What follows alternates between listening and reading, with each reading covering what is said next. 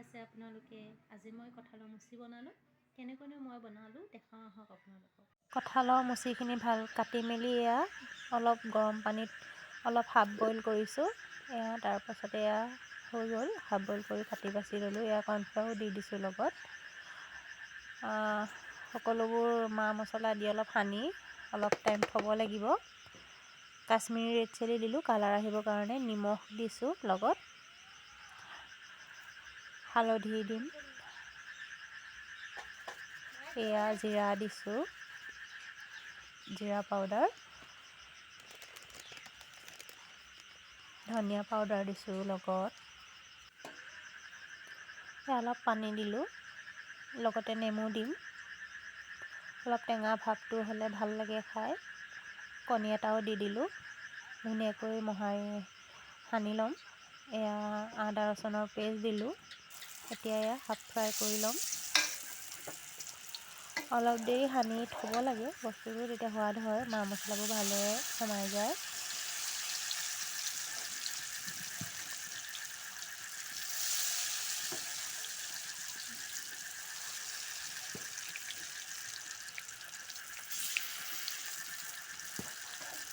এয়া মোৰ half fry হ'ল।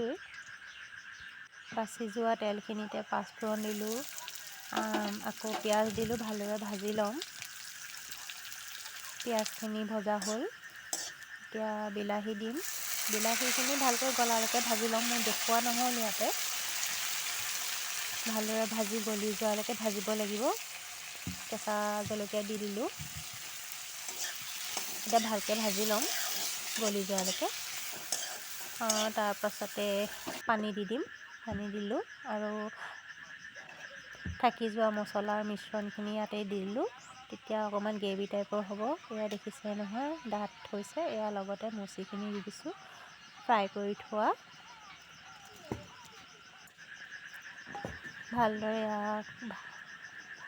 লৰাই লৈছোঁ।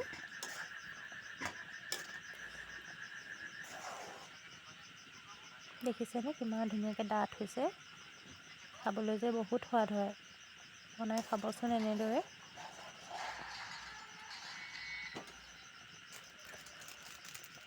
গৰম মছলা দি দিম।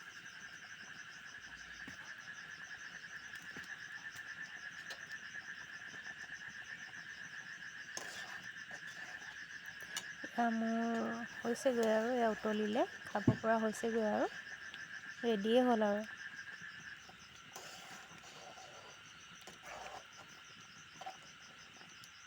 দেখিছেনে ইমান ধুনীয়াকৈ ডাঠকৈ থৈছে।